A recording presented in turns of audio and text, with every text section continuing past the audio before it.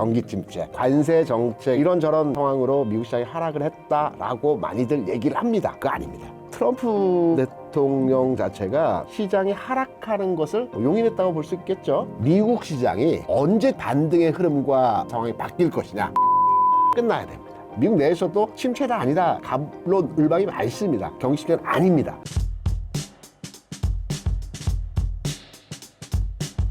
저는 KR 리서치 대표를 맡고 있고요. 주시장에 오래 있으면서 시황에 대해서 또 시장의 방향성에 대해서 고민하고 있습니다. 이 시간을 통해서 여러분들께 제가 바라보는 시장에 대한 뷰를 말씀드리면서 우리가 의견을 한번 교환하는 형태로의 시간을 가져봤으면 좋겠습니다. 김대주입니다. 미국 주식이 급락하고 있습니다. 현재 미국 증시 상황은 어떤가요? 나스닥 기준으로 해서 최근에 한 15% 정도 하락을 했고요. 종목들은 더 심각해요. 우리가 가장 좋아했던 M7 종목이라고 하는 종목들이죠. 애플 같은 경우는 20%, 엔비디아도 한 30% 정도 빠졌고요. 테슬라는 뭐 말도 못하게 주가가 하락한 상황이죠. 우리 시장은 거기에 반해서 1, 2, 3월 시장 전체적인 흐름은 기존에 움직이지 못했지만 최근 3개월 동안은 시장이 나쁘지 않았어요. 1월에 2,400포인트 저점을 찍고 지금 2,600 언저리까지 왔으니까 전체적으로 미국 대비해서 디커플링화 되어지는 국내 시장에서의 상황을 보여주고 있다고 볼 수가 있겠죠. 그런데 우리가 이제 미국 시장을 알아야 국내 시장에 대한 방향성과 흐름을 읽어갈 수 있기 때문에 미국 왜 빠졌는지 그리고 또 언제쯤이면 반등을 줄지 전체의 흐름을 한번 제가 생각하고 있는 부분을 한번 말씀을 드려보려고 합니다. 많은 얘기들이 오가고 있죠. 뭐 경기 침체, 관세 정책에 대한 오히려 피해가 되는, 그러니까 미국이 그 되받아 영향을 받는 물가 수준에서의 상황들, 뭐 이런저런 상황으로 미국 시장이 하락을 했다라고 많이들 얘기를 합니다. 그거 아닙니다. 거기에 대한 그 경기 침체라든가 관세 정책의 후폭풍에 대한 문제는 표면적인 내용일 뿐입니다. 그러니까 이 내용을 가지고 시장을 분석하면 전체적인 시장의 흐름을 우리가 정확하게 읽어낼 수가 없어요. 그렇다면 어떤 이유로의 미국 시장이 하락했는지를 제가 바라보는 비유로의 설명을 드리면 트럼프 대통령 자체가 기업가이지 않습니까? 시장 경제에 대해서 너무나도 잘합니다. 그럼에도 불구하고 시장이 하락하는 것을 뭐 용인했다고 볼 수 있겠죠. 용인하는 측면에서 관세 정책을 왜 강하게 푸시할까요? 고집일까요? 아닙니다. 미국이 현재 지금 처해 있는 상황을 우리가 알게 되면 미국의 하락 원인을 파악할 수 있고요. 또 흐름을 예상을 해서 언제쯤 반등을 줄지도 알 수 있습니다. 뭐냐면 한번 기사의 내용 중에 이런 부분들 한번 잘 체크를 해보시기 바랍니다. 트럼프 대통령이 되고 나서 추진했던 관세 정책 말고 추진했던 내용에서의 중요한 이슈가 무엇일까요? 제가 생각할 때는요, 특이하게 보통 신행정부, 새로운 정부가 들었으면 경기부양 정책을 대부분 많이 추진합니다. 우리나라도 마찬가지, 미국도 마찬가지, 중국도 마찬가지, 일본도 마찬가지입니다. 근데 미국 같은 경우는 신행정부가 들어서서 추진했던 정책이 공무원 인원 감축, 그리고 긴축, 비용 절감, 이런 부분들을 계속 얘기하고 있지 않습니까? 이 부분이 왜 이러한 형태로 진행이 될까요? 미국 정부가 돈이 없습니다. 구체적으로 말씀드리면 무슨 얘기냐면 우리가 시장에서 부채 한도 협상이라는 내용의 이벤트들 많이 기억하실 겁니다. 지난 23년 5월에 부채 한도 협상이 타결됐죠. 그런데 이게 타결이 됐다고 해서 무한적으로 가는 것이 아니고 1년여 시간 동안 유예를 시킨 겁니다. 그 유예된 시점이 올해 1월 1일이었습니다. 그리고 금액으로도 36조 달러에 대한 금액 상한선을 정해뒀어요. 그러니까 부채 한도에 대한 기한이 완성됐고요. 금액적으로 또 그간의 여유분이 있었던 부분들을 바이든 정부에서 다 소모를 시켰습니다. 그러면 트럼프 대통령이 되고 나서 뭔가 정책을 추진하려고 하면 돈이 있어야 될 거 아닙니까? 돈이 없어요. 그러면 돈이 없을 때는 어떤 형태로 그 예비비들과 정책에 대한 예산을 마련할까요? 미국은 채권을 발행해야 됩니다. 재정 적자 국가이지 않습니까? 그럼 채권을 발행하게 된다라면 우리가 금리 상황이 높은 금리에서 채권을 발행하는 게 유리할까요? 낮은 금리에서 채권을 발행하는 게 유리할까요? 당연히 내가 돈을 발행해서 그 일종의 부채를 갖기 위해서는 낮은 금리로 채권을 발행해야 유리하죠. 반대로 발행시장에서는 낮은 금리로 발행하는 게 유리하고요. 유통시장, 그러니까 채권을 발행해 놓고 나중에 유통되는 과정에서 우리가 이제 양적 긴축이라고 하죠. 채권을 다시 되사는 과정을 나타날 때는 높은 금리로 유통시장에서는 통용을 시키면 유리합니다. 그러니까 이 폭에 대한 부분을 미국 연준이 수익을 내고 미국 정부가 수익을 내는 겁니다. 그러면 여기서 다시 돌아와서 미국 정부가 돈이 없어요. 그러면 채권을 발행해야 될 것이고 이 부채 한도 협상이 아마 3, 4, 5월 중에 계속 의회에서 논의가 될 겁니다. 타결 시점은 제가 판단할 때 4월 중순 이후에 아마 이슈화가 크게 될 것이고 4월 후반부에 아마 타결이 되겠죠. 그러면 전체적으로 이 타결되는 시점까지의 상황은 금리를 계속 억누르는 흐름에서의 미국 전체적인 금융시장의 상황이 될 겁니다. 금리를 낮추겠죠. 그러니까 금리를 낮춘다는 것보다도 좀 더 정확한 표현은 채권 수익률을 낮춥니다. 그러니까 10년 만기 국채 수익률이 지금 4.2 왔다 갔다 하거든요. 얼마 전에만 하더라도 4.8, 5% 육박하는 수준에서의 채권 수익률이 4.2까지 내려왔어요. 보통 우리가 경기 침체라고 하면 경기가 침체된다. 경기가 안 좋아. 앞으로 긴축해야 될 것 같아. 어려울 것 같아. 라고 한다면 시장에서 보여주는 시그널들이 몇 개 있어요. 첫 번째가 무엇이냐면 장단기 금리가 역전이 됩니다. 그러니까 경기가 안 좋을 것으로 예상을 하게 되면 우리가 이제 채권 매니저들이 두레이션 조정을 해서 긴 채권보다도 짧은 채권 위주로 운용을 합니다. 그러니까 짧은 채권이 오히려 금리가 높아지는 현상들이 나타나는 거예요. 경기 침체 상황이 우려가 되고 확실시하게 진행될 때는. 그런데 지금은 경기 침체 과정에서의 상황 아닙니다. 왜냐하면 장단기 금리 차의 스프레드가 계속 유지되고 있어요. 4.3과 3.9, 이 정도 수준에서 0.34 정도가 유지되고 있다는 거거든요. 그러면 금융시장 내에서 가장 큰 자산이 움직이는 채권 시장에서 경기 침체가 아니라는 겁니다. 두 번째는 경기 침체일 때에는 보통 안전자산으로 돈이 몰려요. 주시장이 아니고. 그럼 보통 안전자산이라고 하면 여러 가지가 있겠지만 첫 번째로 우리가 거론되는 게 달러 표시 채권. 두 번째가 달러 지수, 인덱스, 달러를 사는 거죠. 왜냐면 불안하니까. 세 번째가 금이죠. 금은 최근에 경기 침체 우려 때문에 올라간 것이 아니고 여러 가지 복합적인 요인으로 추세적으로 올라가고 있기 때문에 금은 예외적으로 상승 흐름으로 우리가 인식할 수 있고요. 여기 N 같은 종목들이 움직임이 나타나게 됩니다. 근데 반대로 지금 달러 표시 채권이라든가 달러라든가 N이라든가 이런 안전자산의 형태가 역으로 움직이고 있어요. 경기 침체에 대한 부분보다도 경기 침체가 아니라는 신호들을 계속 보여주고 있거든요. 경기 침체가 아니라는 겁니다. 그래서 다시 우리가 많이 돌아왔지만 다시 돌아와서 미국 정부가 채권을 발행하기 위해서 돈을 융통하기 위해서 채권 수익률을 낮추는 과정에서 계속 압박하는 과정으로 진행이 되고 있고요. 이러한 과정에서 관세 정책이다, 긴축이다 이런 부분들을 계속 그 메시지를 보내는 겁니다. 그러면 다시 정리. 미국 시장이 언제쯤 그런 반등의 흐름과 전체적인 모습에서의 상황이 바뀔 것이냐. 부채 한도 협상이 끝나야 됩니다. 그러면 우리가 유추해서 시장 상황을 들여다보게 되면 미국 시장이 최근에 한 15% 정도 하락을 했는데요. 과거와 같이, 과거와 유사하게 시장의 흐름이 일정 부분 하락한 뒤에 리바운딩이 나오면서 고점을 돌파하고 다시 추세적으로 상승으로 계속 갈 수 있느냐. 이거는 시간이 좀 필요하다는 거죠. 제가 아까 좀 전에 부채 한도 협상 자체가 3월, 4월, 길게 보면 5월까지 진행될 수 있다는 말씀드렸죠. 그러면 부채 한도 협상이 타결되기 이전 단계에서는 미국 시장의 전체적인 흐름이 고점 돌파 내지는 강한 반등에서의 흐름이 나타나기 어렵다라는 겁니다. 그러면 추가 하락에 대한 부분도 한번 따져봐야 되겠죠. 채권 수익률 자체를 하향화시키는 과정에서의 시장 자체의 전체적인 모습은 추세가 하락으로 전환되지 않습니다. 일정 부분 15% 정도 하락을 했죠. 여기서 반등, 반락, 반등, 반락, 반등, 반락. 요 과정에서의 흐름들이 진행이 되겠죠. 그러면 이제 전체적인 미국 시장에 윤곽을 이제 이해하셨을 거고 종목으로 한번 넘어가 볼게요. 조금 전에 말씀드린 대로 애플이 뭐 한 20%, 엔비디아 30%, 테슬라 반토막.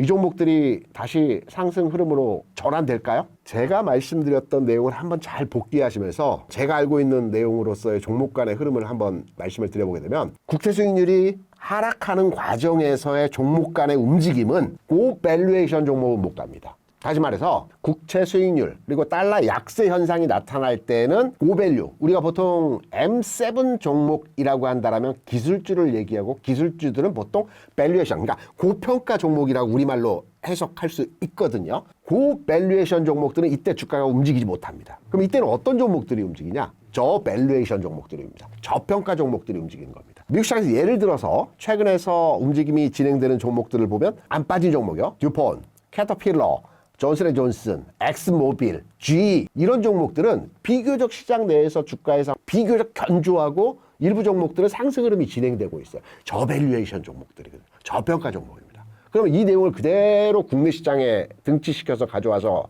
판단을 해보게 되면 국내 시장도 고밸류에이션 종목보다는 저밸류에이션 종목의 흐름들이 비교적 흐름이 양호한 상태에서의 모습들을 보여주죠. 예를 들어서 석유화학이라든가 또 건설주라든가 철강주라든가 이런 그 유통주, 백화점 같은 종목들 최근 1, 2년 사이에 전혀 들여다보지 않았던 종목들이 최근에 바닥 대비 30-40% 정도 올라와 있는 상태입니다. 그래서 국내 시장도 이 저평가 종목들이 움직임이 진행되었다라는 부분으로 해석할 수 있고요. 반면에 국내 시장은 미국 시장하고 다르게 기술주와 일부 성장 섹터의 종목들이 움직일 수 있어요.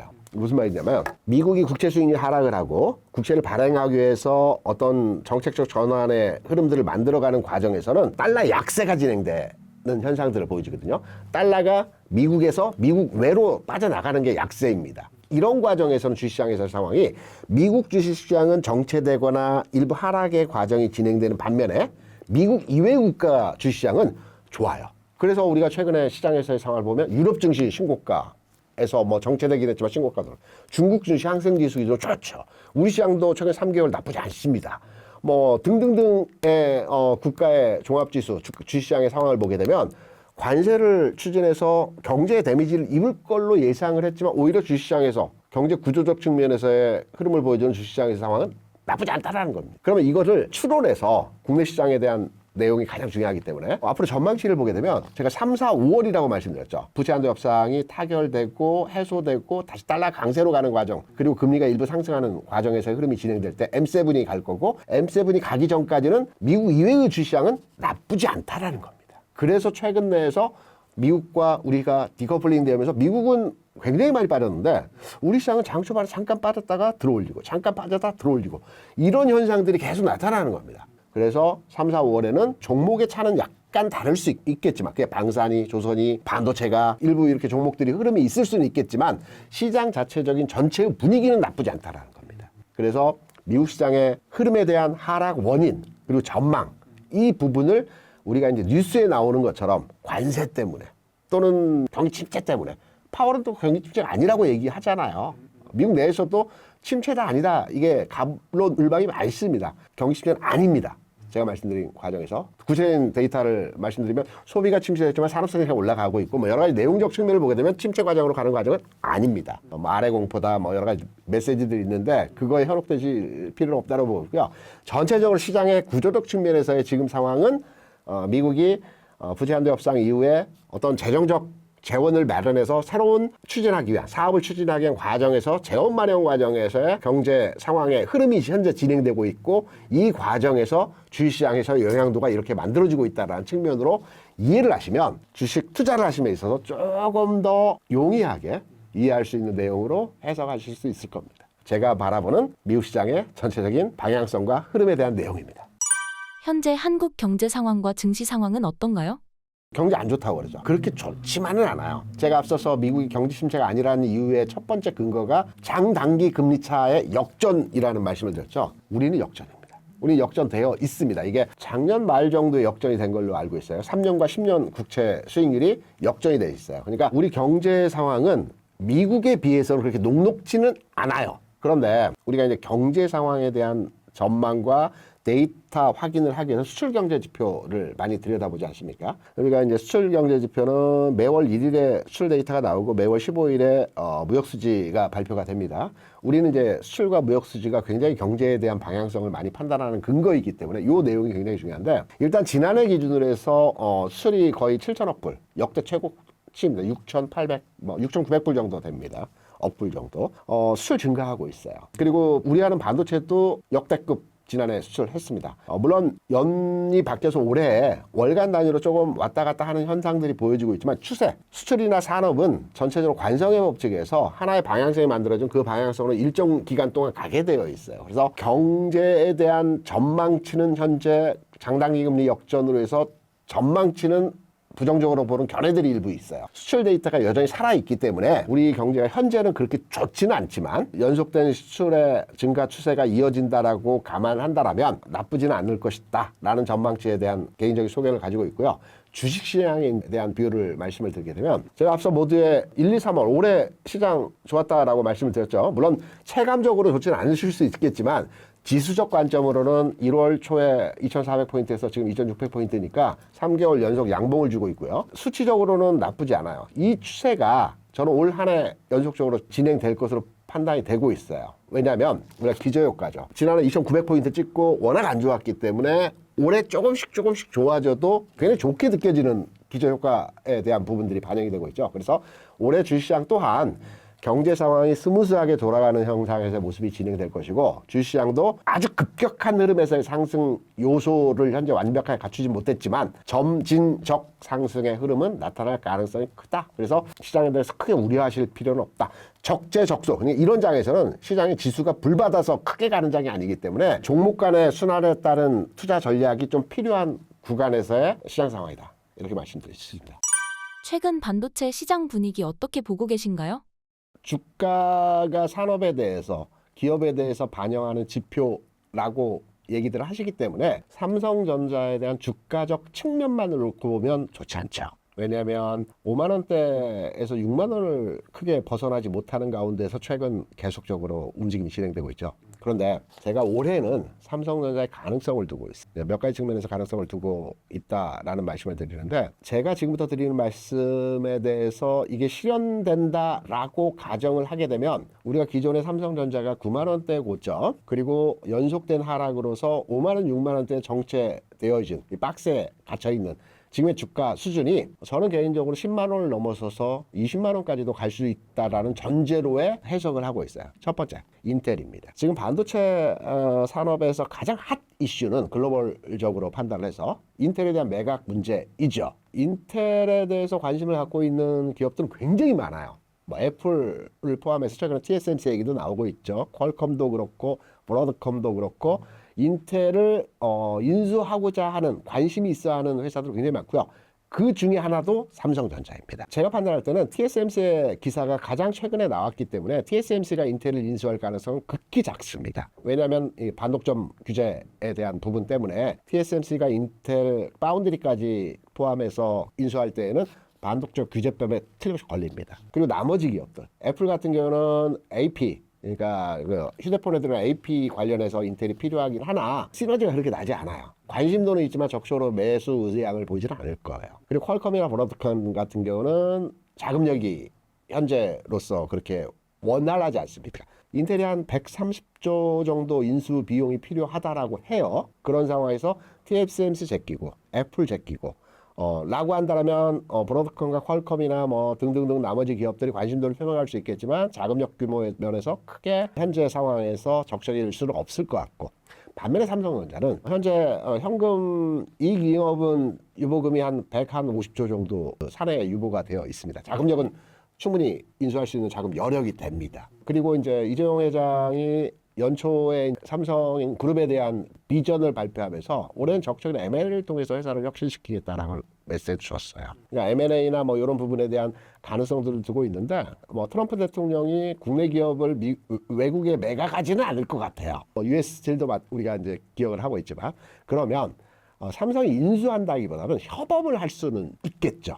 일정 부분에 있어서 일정 사업 삼성이 가장 아킬레스건이 파운드리 쪽에서의 적자가 계속 나는 부분이 인텔은 이 부분에 있어서 삼성과 시너지가 낼 수 있다라고도 판단이 되고 있고요.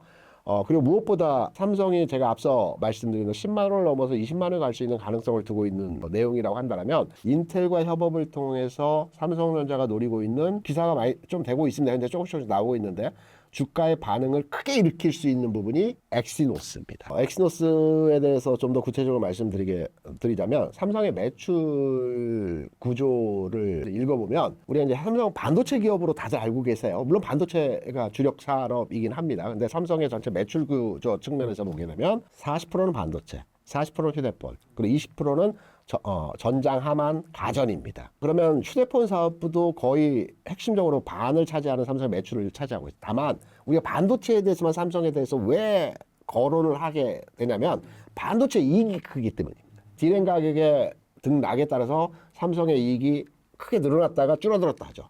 휴대폰 사업부는 딱 그 정도 수준에서 현재 쭉 유지되고 있어요. 근데 삼성의 휴대폰 사업 부분이 글로벌리 순위, 그러니까 판매량에 비해서 그렇게 작은 부분이니까 한 해 1억 대를 판매하고요. 전 세계에서 애플보다 더 많은 휴대폰을 판매하고 있어요. 물론 중국을 제외하고는 삼성 휴대폰이 전 세계에서 가장 많이 팔리는 휴대폰이라고 이해를 하시면 됩니다. 근데 왜 삼성이 정체되어 있느냐?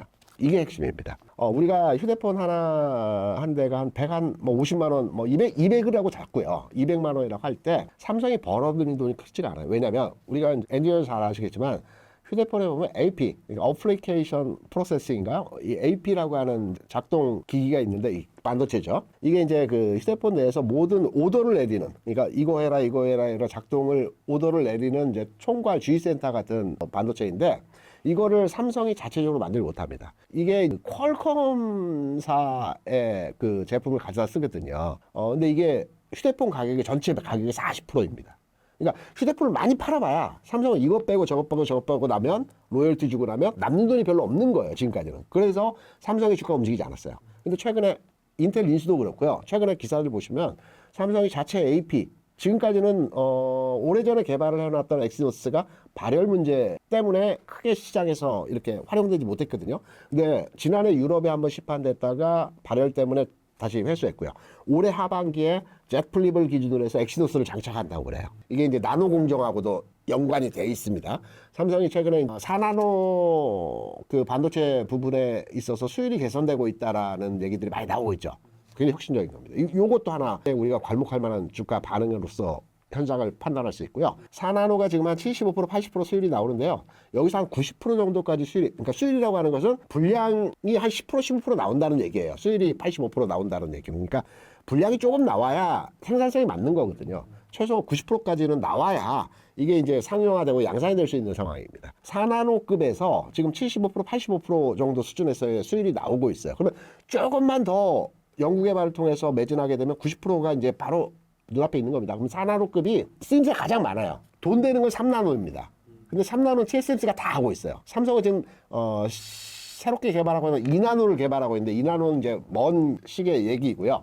그래서 수율이 개발되고 있다는 건 이게 왜 엑시노스에 연관되냐면 엑시노스에 2나노급, 3나노급, 4나노급 요 피를 적용한 이 반도체가 들어갑니다. 그래서 수율이 개선되고 있다는 것은 삼성 자체 AP를 올해 뜨져도 내년에는 자체적으로 장착된 자기 그 제품을 쓸 수 있다라는 겁니다. 수율이 개선되고 있다는 걸 이 부분으로 우리가 인식할 수 있는 거거든요.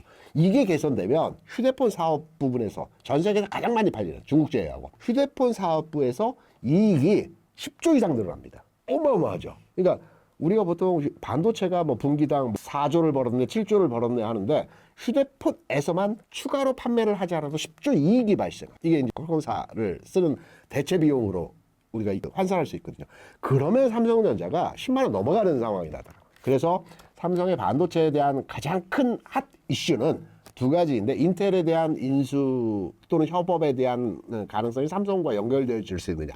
이 연결점이 이어진다면 주가는 7, 8만 원 올라갈 거고요. 엑시노스가 안정적으로 유지가 되면 10만 원 넘어갈 거고요. 이 두 가지 내용이 삼성이 지금 앞으로 주가에 상승할 수 있는 재료적 가치 측면에서 반도체가 뭐 좀 올랐고 디램 가격이 좀 올랐고 요거는 주가의 반응에 크게 나타날 만한 여지의 내용은 아닙니다. 요 큰 혁신적인 내용이 삼성전자를 바라보는 아주 결정적인 이벤트이지 않을까 올해. 그래서 요 부분을 우리가 주목해야 되는 부분이라고 생각을 합니다. 삼성 파운드리의 전략이 바뀌었다던데 어떤 전략인가요? 2나노 기술을 추진했고요. 지금 현재도 진행하고 있습니다. 네, 앞서 말씀드린 수율이 문제이죠. 2나노는 현재 우리가 이제 가장 많이 사용하고 있는 게 4나노급 이하입니다. 그러니까 중국은 현재 7나노, 8나노급에 대해서 이제 계속 연구 개발을 하고 있는 거고요. 우리는 4나노의 수율이 나오고 있고 3나노는 TSMC가 완전 자리를 잡고 딱 그 안정적으로 구축하고 있기 때문에 3나노를 끼어들 수 없기 때문에 그보다 더 앞선 기술인 2나노급을 이제 계속 연구 개발하는데 이거 좀 시간이 많이 필요합니다. 한 4, 5년? 왜냐면 지금 수율이 한 10%, 15% 나오고 있고 이건 미래 기술이라고 볼 수가 있겠죠. 그럼 미세 공정을 통해서 여러 가지 반도체에 대한 크기도 축소될 거고 용량도 커질 수 있기 때문에 2나노에 대한 부분은 미래 기술이고 현재 4나노에 대한 수율이 개선되고 4나노가 정착되고 있다라는 부분이 파운드리 쪽에서의 긍정적인 부분이고요. 중첩되는 얘기이긴 하지만 인텔과의 협업이 될 경우에는 삼성의 가장 큰 골칫거리 파운드리 쪽의 적자 이 부분이 일부 해소가 될 수도 있고 또한 여기에서 미국의 견제 반도체법과 관련된 트럼프 정부의 국내 반도체 산업에 대한 견제 상황도 일부 비껴갈 수 있고 뭐 이런 전체적인 조율이 될 수 있다라는 측면에서 나노 공정과 인텔의 연결된 지점으로의 해석을 해볼 수가 있겠죠. 삼성에 대해서. 트럼프 정부의 반도체 정책으로 국내 업계는 어떤 영향을 받을까요? 좀 복잡다변한 내용인데요. 트럼프 정부에서 반도체뿐만 아니고 모든 산업에 대해서 견제 정책을 추진하고 있죠. 핵심은 미국 내 공장을 지으라는 겁니다. 그런데 이렇게 한번 이해를 해보시기 바랍니다.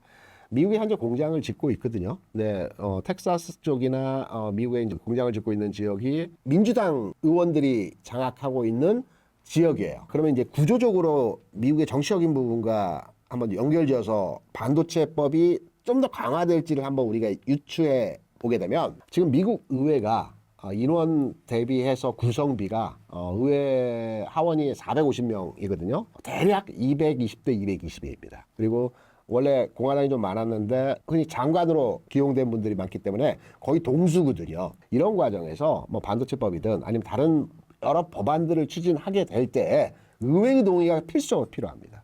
그런데 공화당 쪽에 의원이 포진되어 있는 지역에 반도체법을 통해서 규제를 강화하고 투자를 촉진시키지 못하는 상황에서 흐름이 진행될 때에는 반대 의견이 강해질 수가 있거든요. 그래서 실제적으로 지금 현재 진행되고 있는 여러 가지 법안의 내용이 실제 시장에서 진행되기는 쉽지 않을 것이다. 우려로의 상황으로 해석하는 부분이 좀 크다라고 보이고, 제가 관세 정책에 대한 부분들을 설명드리면서 이거는 미국에서 트럼프 정부에서 실제로 관세를 부과하기보다는 재원 마련을 위한 국채 수익률 하락과 연동되어 있어서 진행되는 사안이기 때문에 시차를 두고 해소되는 과정이 진행된다라고 생각이 되고 있고요. 전체적인 반도체에 대한 규제는 당장의 뉴스적 임팩트는 있을지 모르겠지만 실제 기업적 산업의 임팩트는 크지 않을 것이다 라고 생각을 합니다. 중국 반도체 업계의 성장이 무섭다던데 어떻게 보시나요? 많이 따라왔죠. 왜냐하면 우리가 뉴스를 보면 국내 반도체 엔지니어들을 중국이 많이 빼갔다는 뉴스들 많이 접하셨을 겁니다. 그런데 앞서 제가 이제 수율과 나노 공정에 대해서 말씀드렸죠. 중국은 지금 현재 7, 8나노 양산이 안 되고 있어요. 이쪽에 연구 개발하고 있고 이거 수율이 좀 나와요.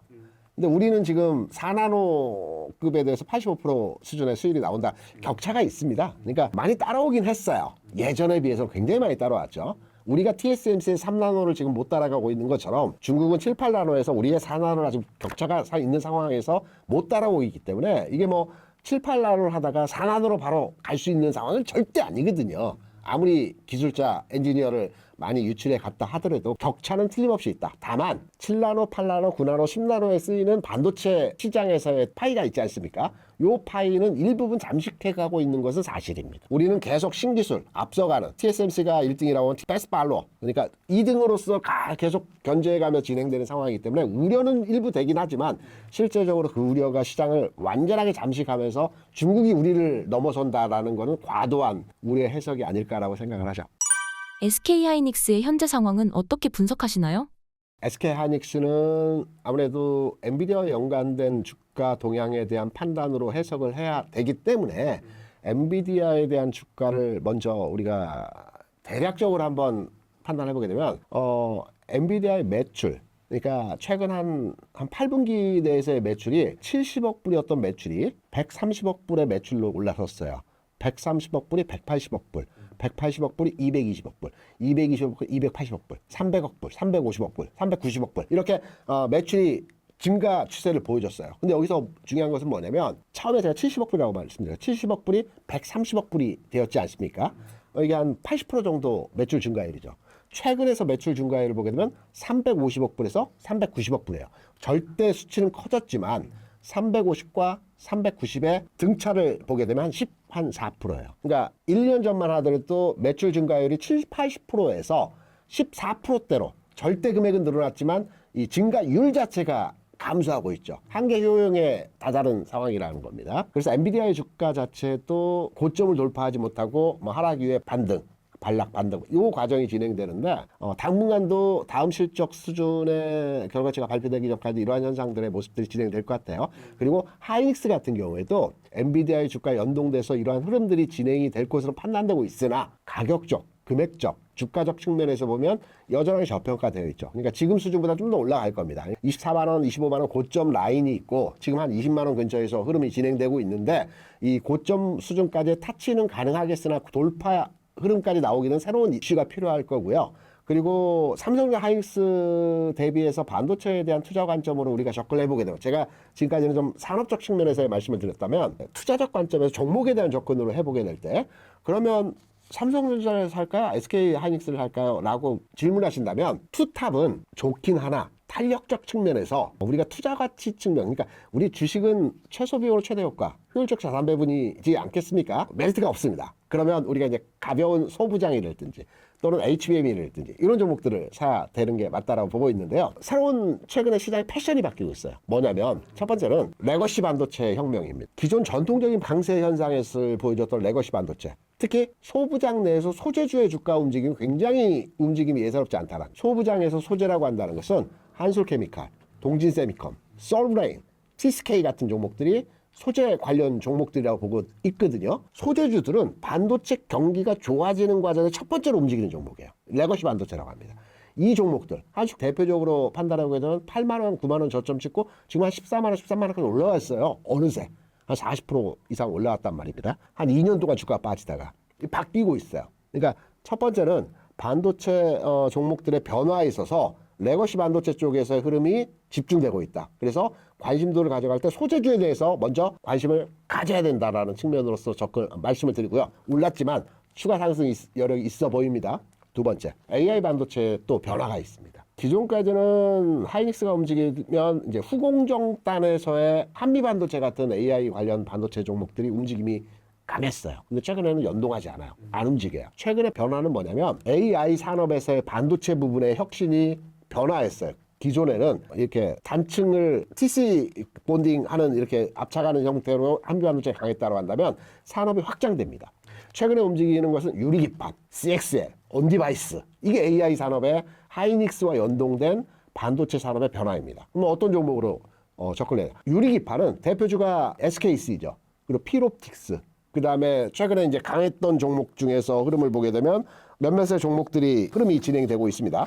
요런 내에서 흐름을 잡아가시면 될 것 같고요. 추가 상승 여력이 충분히 있어 보인다라고 생각을 합니다. 그리고 CXL도 마찬가지. CXL에서 관련된 종목들 흐름들을 잡아가셔야 돼요. 온디바이스도 마찬가지죠. 그러니까 하이닉스가 움직일 때는 유리기판과 요 섹터에서의 흐름들이 진행될 수 있기 때문에 기존의 한미 반도체에서 확장된 개념으로 접근하시면 될 것 같다라고 생각하고 두 가지만 하시면 돼요. 레거시에서는 소재, 하이닉스가 움직인다는 유리판 이쪽으로 진행하셔서 접근하신다면 충분히 반도체 내에서의 흐름도 한번 잡아가실 수 있다라고 판단되고요. 캠트로닉스, 유리판에서 SKC, 필옵틱스, 캠트로닉스 뭐 요런 종목단에서 흐름이 가장 활동적으로 우세해 보니까 하이닉스가 움직인다는 유리기판에 대한 관심도 그리고 하이닉스도 저점 찍고 움직임이 나올 수 있기 때문에 유리기판도 추가 상승률이 있어 보인다 이렇게 생각합니다.